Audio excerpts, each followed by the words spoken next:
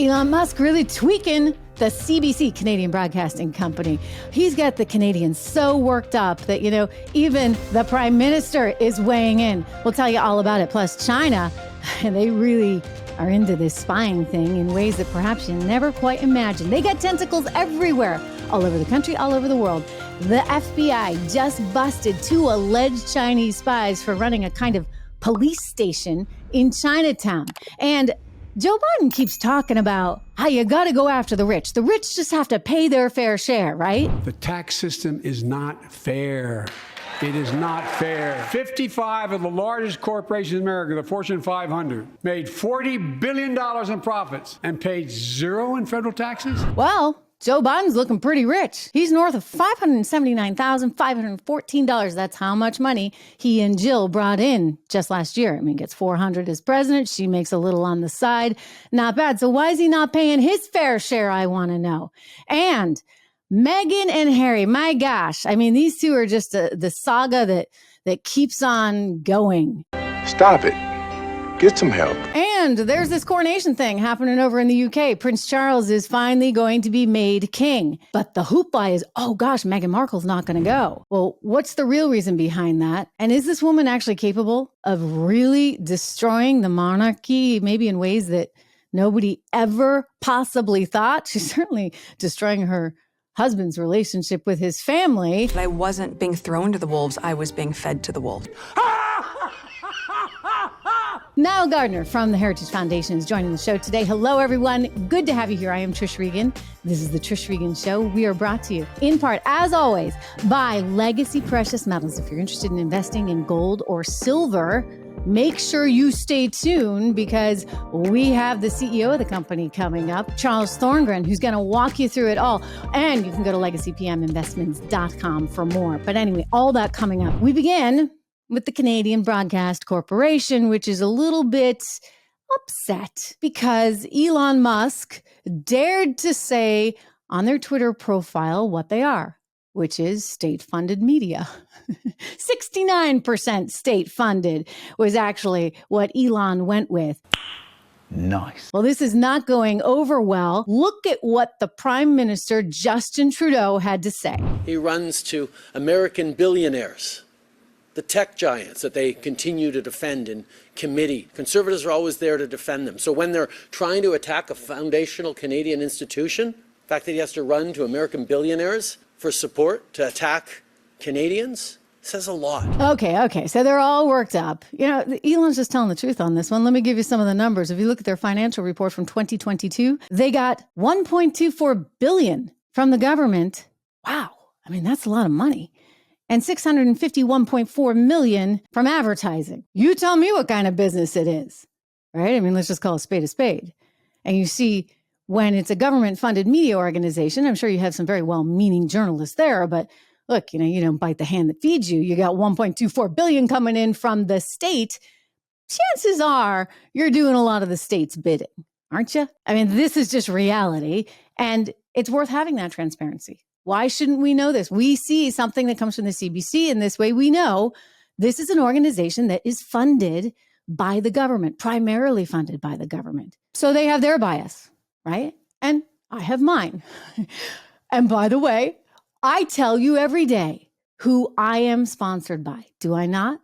That information is there for you to see in the interest of transparency. This is a rather shameless promotion. So why would the CBC be so offended that anybody just point out what you might find if you actually went and read through their financial reports? I mean, it's a little bit ridiculous to get this all up in arms about the truth. Now, isn't it? You see, when an organization is funded by the state, it doesn't quite have the same pressure, shall we say, as an organization that is funded by consumers or advertisers. In other words, this is not a for-profit company. And so it has different goals. It has different motivations.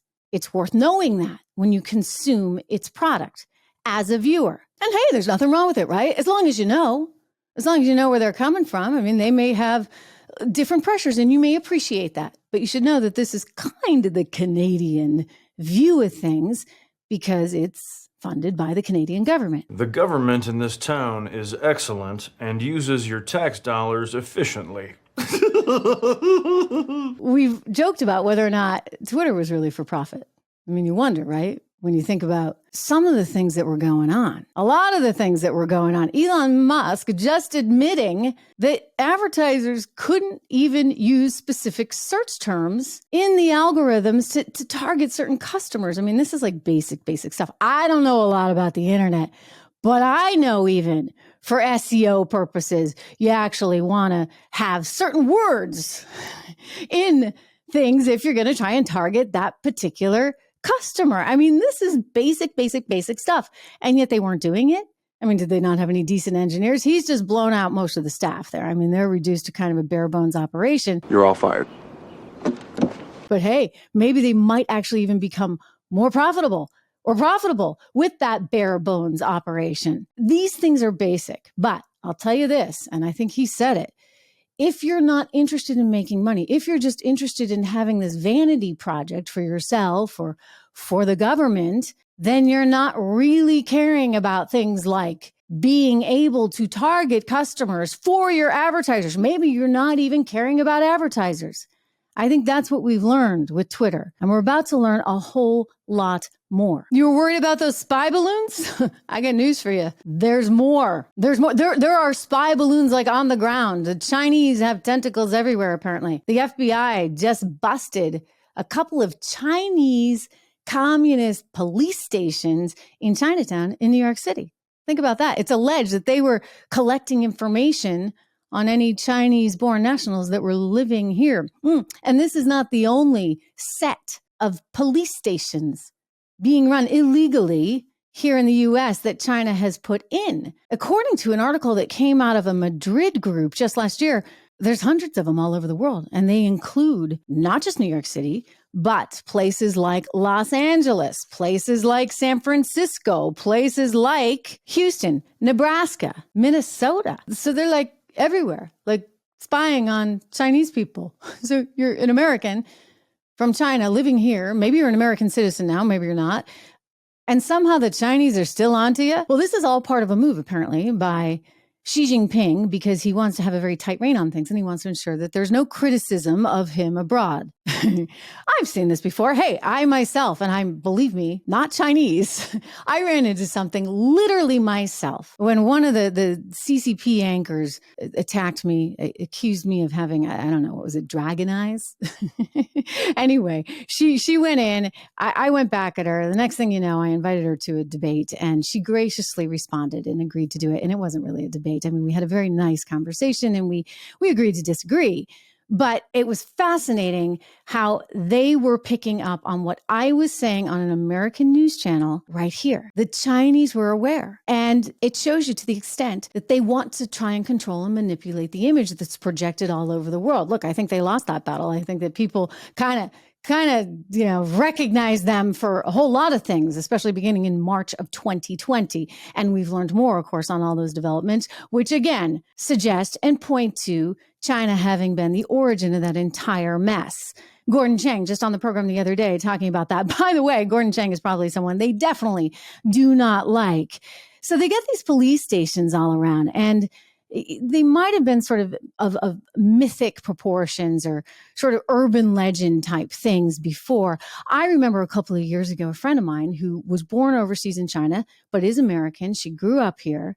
She's very, very smart, and she had a lot of ideas on China and not necessarily a fan, shall we say, of the regime and where the country's heading. And I asked her to come on the program. And she was all set to do it. We were all systems go. And then all of a sudden, 11th hour, she gets a call from her father, who's living now in the United States of America. And he said, no, don't do this. Don't do this because they will see it. And you still have family members back home, et cetera, et cetera. So she canceled. And I thought, wow, I mean, this is crazy. She's a grown woman. She's a U.S. citizen. She was raised here, but she cannot criticize China for fear that it is going to have an effect on any relatives that are still living there. Think about that for a second. That is messed up. You know what else is messed up? Joe Biden's taxes. We just got word today, tax day time and everything. $579,514. That is how much money the Bidens brought in last year. You know, 400 grand as president. I do believe, was it Donald Trump who only took $1 or no salary at all? Anyway, 400,000. And then his wife is still working. She's actually the first lady to still hold a paying job like that. I believe her job was somewhere around 89,000, but it must be more than that because they get an extra 179 kicking around.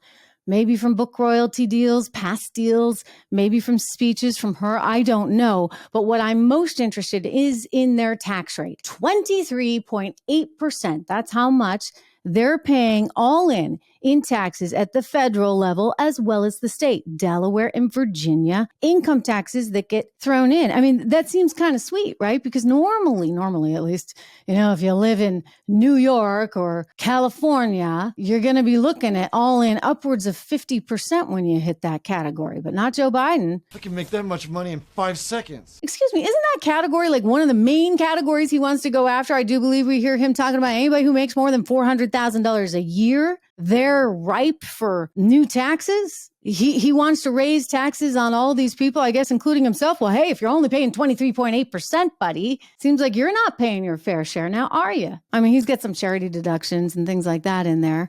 But this is the kind of stuff that kind of just makes people a little annoyed. I mean, when you've got private equity investors, billionaires, that are paying less, because, by the way, the loopholes allow them to, then everyday Americans, this is when you start to say, okay, this isn't right. Like, this doesn't make sense. And maybe you should raise taxes on some of those people. Anyway, he had some charities in there, $5,000 of which went to his late son's foundation. He also donated, shocker, to the police. What do you know? Joe Biden trying to help the police. Better not let the lefties know too much about that. Give me a break. That's a bunch of malarkey. Anyway, Biden's back now. He's been doing this whirlwind tour over there in Ireland and meeting with lots of people and, well, let's just say having a few typical Bidenisms. America is a nation that can be defined in a single word. I was going to Okay, joining me right now for more on Biden's overseas trip and importantly on this whole coronation event and how this thing's going down, because the scuttle is Meghan Markle's not going to go. I'm sure the royals are gravely disappointed over that one. Anyway, joining me right now, Nile Gardnier. So Obama took down the Churchill bust. I remember that. That was like a big international incident. And then that's something that Trump put back. And then this is getting kind of repetitive. It's like, you know, revolving door with Churchill there. And then Biden comes into office, he takes it down again. What kind of effect does that have on the British people and the British government? Well, I think it sends a very insulting message to the British people. After all, Churchill is a greatly loved figure in the UK. He's also very much loved in the United States as well. So it sends completely the wrong signal, a very negative message. And that was day one of the Biden presidency. So an incredibly bad move by Biden, sneering, arrogant, and hugely dismissive, of course, towards America's closest friend and ally. Understandable. So we're now in a situation where Joe Biden has made it clear he doesn't really value the UK, his historic ally, over, say, France or Germany. It kind of reminds me of what's going on with Saudi Arabia. Is that a fair comparison in any way? I think that Biden's treatment of Israel has been also very dismissive, actually. And Israel and the UK are incredibly important allies for the United States. And Biden has treated both with real contempt, just as Obama did before him. And I would say that Biden is alienating America's closest friends and allies on the international stage. It's an extremely destructive path forward. Saudi Arabia? Any thoughts on that? I mean, I know they're not like an ally, but look, we kind of built them. And now it seems that we're going to just sort of turn it over to other countries that are not necessarily our friends. Yeah, I think Biden has not paid enough attention, actually, to the relationship with Saudi Arabia, but also more broadly with the Gulf states, including the United Arab Emirates, for example. And as a result, China is increasingly stepping in. And so we have to be wary of growing attempts by Beijing to try and build alliances in the Middle East at the expense of the United States. And this is a result, I think, of the direct failure of leadership on the part of the Biden presidency. Is this in part because there's this transition to green that's supposed to be going on? We're not supposed to need the Gulf states. We're not supposed to need oil anymore, of course, until you do. Yeah, I mean, I think this is part as well of an overall, extreme left-wing environmentalist agenda here, which is frankly undermining critically important U.S. alliances in the Middle East, especially with the Gulf states. And so, once again, the Biden administration is placing ideology ahead of the U.S. national interest. Well, let me turn to the big event that's coming, and that's the coronation that's right on the horizon right now of Prince Charles. Meghan, Harry, I mean, this has just been a debacle of mammoth proportions. I'm not British, so I don't have the same appreciation maybe for the monarchy that perhaps you do, but I do just as a human being, as a mother, look at this and say, wow, there were just a whole lot of screw-ups along the way. I think that one of the sad things about being the firstborn or the heir in the monarchy situation is that you really are just the spare, right? And you don't have a whole lot of purpose. And I find that sad. And I think they need to do a better job at making sure that everybody has a role in life and you don't get trapped because you're born into royalty. All that said, gosh, I mean, did he just marry the wrong girl? Well, that's a very good question. I think Harry was actually a very popular figure in the United Kingdom until the last couple of years when he joined Meghan Markle in launching a series of attacks on his own family. And so Harry's popularity has absolutely plummeted. And he is, I would say, a deeply unpopular figure in the United Kingdom. And so of course, is Meghan Markle. And that's the result of the relentless attacks, vicious attacks that they have made upon the royal family, upon the institution of the monarchy. They've also made a lot of anti-British statements as well, attacking the British Commonwealth, for example. So I do think that Harry has done a lot of damage to his own image and brand.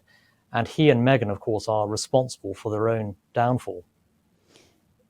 Does this surprise you? I mean, maybe it doesn't surprise you with her, but does it surprise you with him?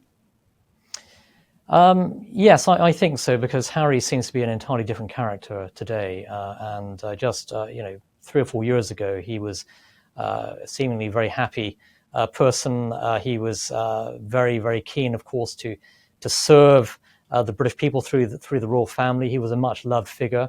Now he seems to be deeply unhappy all the time, constantly, of course, behind the scenes undermining the royal family.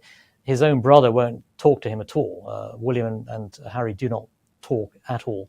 And most of the royal family want to have nothing at all to do with Harry. So an incredibly destructive path here. It seems it's because of this one woman. Look, I suspect, my own 2 cents, that she had illusions of grandeur and thought that she was going to become a much bigger star. And unfortunately for her, she was part of the spare equation too, right? I mean, I'm sure she could have been popular, but this was the future king and queen of England that she was sort of up against, so to speak. So she was always the understudy.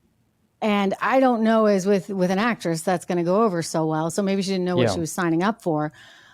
I also question whether there were influences in the U.S. that were in her ear that then got in his ear that really don't want the monarchy to live on, that are very resentful of that monarchy. Well, I think with Meghan and Harry, there's a lot of hypocrisy here because they retain their royal titles, the Duke and Duchess of Sussex, while at the same time actively undermining the royal family. And so a lot of this, I think, is to do with tremendous narcissism, but also a desire to generate a huge amount of wealth using their royal titles while attacking the royal family through Netflix documentaries, through memoirs, etc.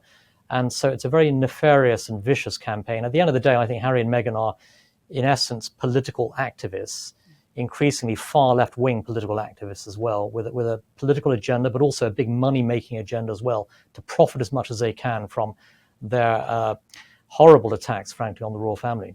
The real limousine liberal sort of definition, I guess. Absolutely. It's hard to watch. So she's not going to go to the coronation. She's staying at home, yeah. That's he great. Still so will. Harry is going to the coronation. Meghan will be staying at home in California. So just Harry will be in attendance. Why is he going?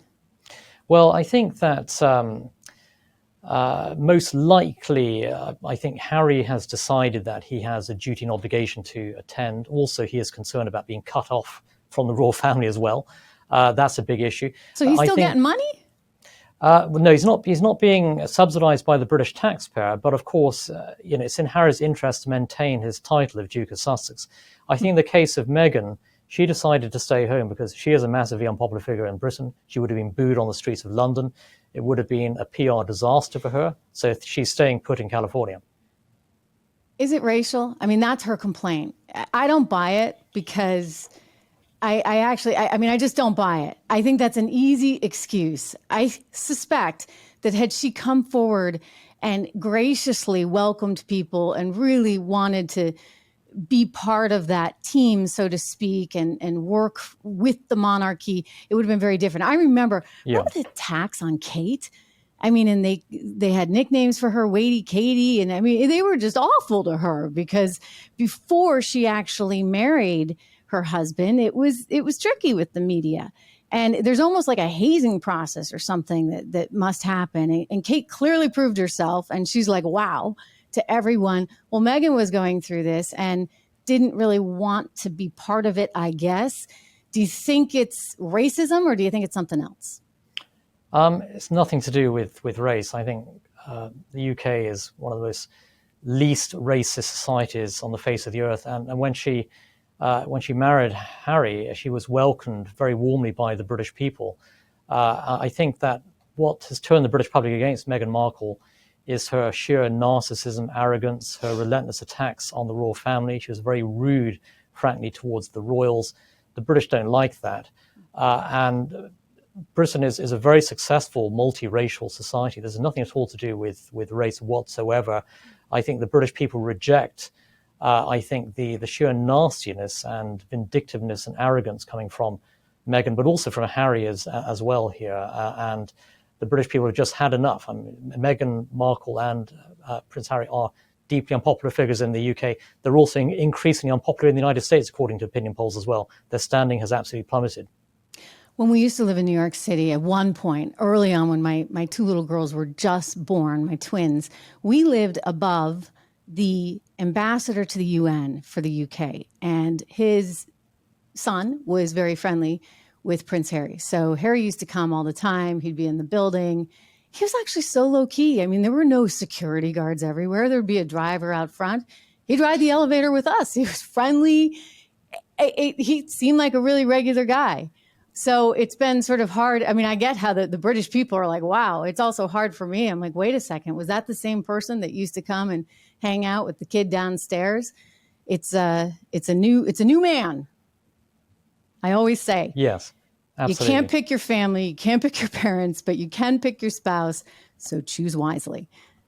Thank you, Nile. It's really good to see you, my friend. Thank you for joining us. Make sure you follow Nile. We're going to show it on the screen, but at Nile Gardnier, he's on Twitter, at Heritage, the Heritage Foundation he works with. Wonderful, wonderful writing. I read all of your stuff. So thank you for all your contributions there, Nile. My pleasure. And we'll continue watching you there on Twitter at Nile Gardnier. Thank you so much. Thank you very much, Trish. My thanks again to Nile. You know, we've been talking a lot about the economy, as I always do on this program. I have a lot of worries about inflation long term. I have a lot of worries about where we're actually heading in the near term. Because even though, you know, the market shows a couple of good days, it inevitably shows a couple of bad days as well. So where are we really heading? Can the Fed get a handle on inflation? Does it even have the incentive to do so in a political year? Well, I sat down just last week with Charles Thorngren, who's the CEO of Legacy Precious Metals, one of our advertisers here on this show. And we went through some of the scenarios, and he explained why he thinks gold keeps soaring to new highs. At the time, it was actually at a level that just blew me away. We were around $2,050 an ounce. Anyway, here's what Charles has to say. Our very first advertiser, still an advertiser on this show, the great CEO from Legacy Precious Metals, Charles Thorngren. Thank you so much for coming on. Happy to be here. Happy to be the first advertiser. You know, while I never give investment advice, and everybody tells me I'm going to keep saying that because it's true, I don't. I just see macroeconomic trends, and I I've watched them for some time. And as a journalist, I comment on them. I have an opinion on them. I've been very, very worried about the long-term fundamentals of our economy for ages. I've been very concerned that we can't sustain this spending. You called it in November. Charles, you came on this show and you said, you know what? And this was bizarre to me because you're like predicting the future in a major way. You said in November, we're going to have a major banking crisis. You said it's going to make 2008 look like nothing. I mean, we did have SVB. We are still dealing with inflation, although some people think it's okay. I don't know if I buy that. And then when I look at gold today and I see this huge spike, I actually start to get a little nervous because I'll be honest, it's not actually where I thought gold was necessarily going to be like now. Maybe by fall or end of year, but this is a huge move. I know you and I talked about above 2000, but we're like well above 2000 right now. Why? A couple reasons. Today's move is strictly oil. It's strictly oil. It's strictly the breakdown of the relationship between the United States and OPEC. And it's Russia now involving themselves in a deal with OPEC. You have. So what is it? Fear about the U.S. as the world's reserve currency that's motivating this? Oh, more than that, the petrodollar. Okay. Right.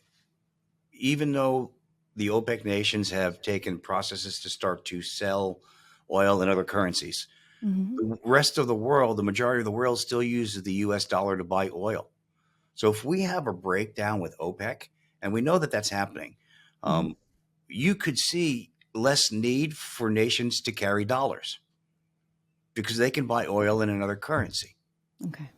So we lose the ability to sell this debt we do as a nation, right? Big macroeconomics here. We create debt. We sell it. Other nations buy it because it's safer than their currency. We lose that ability. It doesn't mean it goes to zero, but we lose the ability to have people bid on our debt. And that's always been a benefit for us. For gold. When we're talking long term, right? What I need to pay back 30 years from now compared to today's prices, it's so much cheaper to do the valuation today. It's cheaper for me to give you the loan and take that money from you and pay you back 30 years from now, because that dollar valuation over time is so minimal compared to what it means today. That purchasing power, in all instances, is so much less 30 years from now. So looking at the inflation numbers that we saw this week, CPI came down. I mean, but hey, you're still looking at inflation upwards of 5%. And everybody's like, woohoo. I'm looking at it and saying, well, you're still at 5% and the Fed wants to be at 2%. And that's a fair amount of distance to go, especially when OPEC decided it's going to cut production, and thus oil prices theoretically would move higher. I mean, I question whether we're really at the end of the tunnel here, just in the near term. I know you're talking long term, but in the next 6 months, does inflation go way down to 2% again? No, inflation won't get to 2% if they did everything right.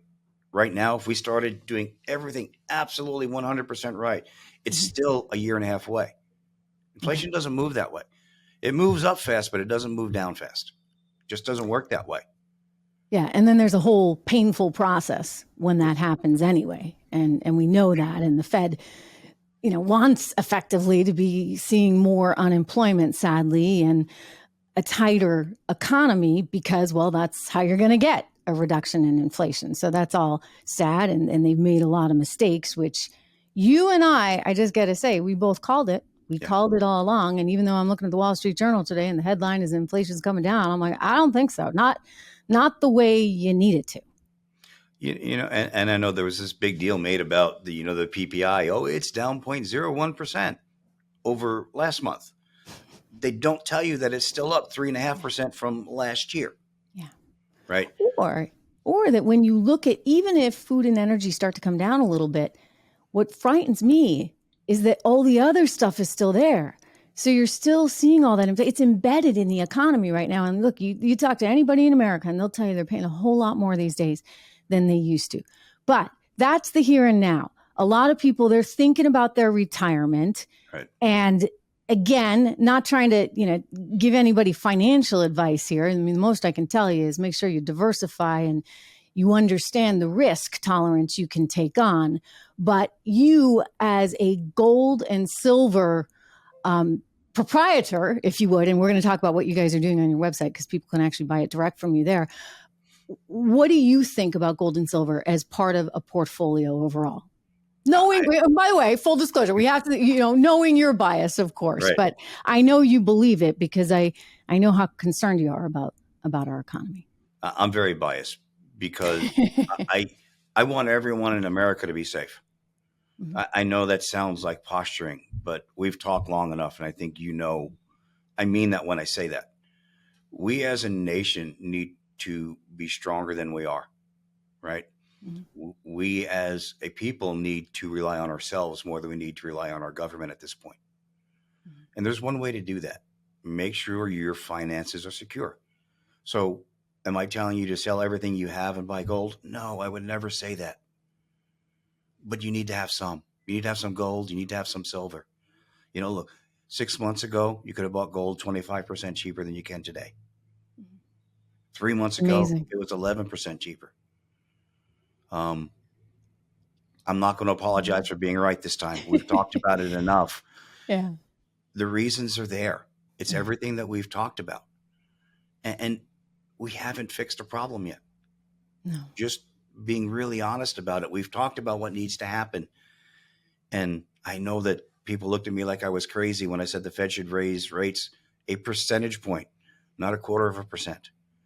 But that's the only way we can begin to fix the problem. If we can't stop inflation first, the rest is going to be irrelevant. Well, okay.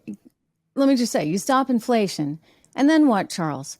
Because you still got reckless spending. Yes. Like, even if you get the Fed to do what it needs to do, you still got a government where, frankly, I don't see a lot of will to try and manage this. I remember talking to somebody who was high up in Obama's economic circle who felt very strongly, and I was having this debate with him, that we needed to constantly increase government spending as a percentage of GDP every single year. And I'm like, no. Like, so that's like telling a family, gee, you got a raise. So because you got a raise, you're going to spend more this year. Like, that doesn't make any sense to me. Like, they want it to go lockstep with, okay, well, if we're taking in more tax revenue, we therefore need to spend more. And by the way, they don't even care if they're taking in more tax revenue. Right. If they're taking in less tax revenue, they still want to spend more. I'm like, it doesn't work that way. Not long term anyway. That it's interesting to me because you said, like, if you make more money, you spend more. We know that that's a natural phenomenon, right? Mm-hmm. And if you make more, it's okay to spend more if you're balancing your budget, right? So if you make more and you're still saving money, it's okay if you spend more because you've made more. The problem is we're not balancing our budget. This government believes if we take in more, we should go into further debt. That's the problem. Yeah. It's not bad if we spend more if we have it. It's bad if we spend more and we're just creating additional debt. Well, that they don't is truly the biggest issue. Yeah, they just don't. They don't get it. They don't understand economics. They don't understand business. They don't understand markets. And I think it's one of the biggest problems that we have in Washington, D.C. I was just talking to a Congressman Donalds, actually, out of Naples, Florida, the other day. He's a former financial planner. And I was really impressed and heartened, actually, to see somebody who understood all of this there in Congress. And it was so funny because he brought this up all on his own. Like, this was not in the context of legacy precious metals or anything. He said on his own, if I were investing or advising somebody to invest today, and I had, they're trying to choose between treasuries and gold, it's gold any day of the week. And I'm like, wow. And it was because of his concern about long-term trajectory in terms of whether or not we can really meet our obligations and be able to pay for all the things we want to pay for. I know you guys just rolled out this amazing new website because I was on it myself and I logged in. I have an account there and I was just checking it out. I wanted to see, like, is this really easy to use? Because everybody kept telling me it's so easy. You just go to legacypminvestments.com. You can buy gold, you can buy silver, and like you can buy a lot of gold. You can get like a big gold bar and you can spend tens and tens of thousands of dollars, or you can spend a whole lot less and get something smaller, or you can get a silver coin. It was really fun to see all that because there's such an amazing amount of inventory. And this is through Legacy Precious Metals. So normally people call, and we're going to put the phone number in the show notes for everybody because you can call Legacy and they'll walk you through it. But you guys, you decided you wanted consumers to have the ability to just go direct. Explain the rationale behind that. You know, having been in this industry long enough, I know that there's people who call and have no discomfort at all, talking about what they're worried about and what they want to do. Then there's the other group of people who are worried about it, but they don't feel comfortable talking about it. Right. One of the things we wanted to do is to create a place where you can come, have an initial conversation with us, and then go and log in and handle it all yourself. But at the same time, if you have a question, have someone you can go to and ask it that you can trust. Wow. So we made this so that everyone has the opportunity to get. Okay, so I kind of liked it because if you choose to buy, I thought this was fascinating. I mean, I just, I was all through the platform. I liked that you could actually pick which depository you wanted. So if you wanted Switzerland or if you wanted Texas, I think Utah, do I have that right? Was another option. You could pick where you wanted it. You could pick whether or not you wanted it at your house, at your bank. That was also pretty interesting. And if I wanted to sell it back to you, I can? Absolutely. Same button. You guys will buy it back. Buy it. Same button. Different button. Same button there. Right next to it. Sell. Same process. And pricing wise? It's all right there. It's everything. We have some of the best prices in the nation. Yeah. The fastest delivery. When you buy, you see exactly when it settles. You know, if you're storing in a vault, you purchase it. It's in your vault space within 3 days. That's pretty neat. Pretty neat stuff. It's everything that I wish I could do for customers. That's why it's taken us so long to build it. There'll be upgrades. There's going to be more vaults coming online as we go. But it's a process, right? We're doing something that changes this industry. It's no longer wiring money, hoping you get what you paid for. It's no longer, I hope I'm talking to the right person on the phone. It's all right there. Well, things are changing and you can get a lot of information and people seek out that information. They're getting information right here from you here. And I always encourage them to go to very diverse sources so that you understand the pros and cons of everything. But I think in that environment, it gives the consumer more control. And so I think you're providing that same sort of, okay, well, you want to go and look at these prices and have that transparency and be able to see exactly what you're getting and what you're paying for. That's kind of, that's the way the world works or is starting to work. And for those that want to call, they can still give you a ring. And they can do both. You can go and do the whole transaction yourself online, but call and get opinions. Very good. All right. Well, gold is still, it's still moving up. At this moment, we'll see. Because, there's a little lag time between you and I talking and when this goes to air. But wow, it's actually at $2,053.60 an ounce, a gain of 1.42%. Silver trading up almost 2% at $25.90. So we'll see if it makes it to 26 before the day is done. And hey, Charles. Those of you who listened to us 6 months ago when I said it's going to go up, listen to me now. It's still going up. All right. My thanks to Charles. It's Fluffy time, right? Fluffy, my dog, my wonderful little Maltese dog, who is a very special part of my family. I care a lot about him. And it's the reason why I want to make sure that this dog is eating right.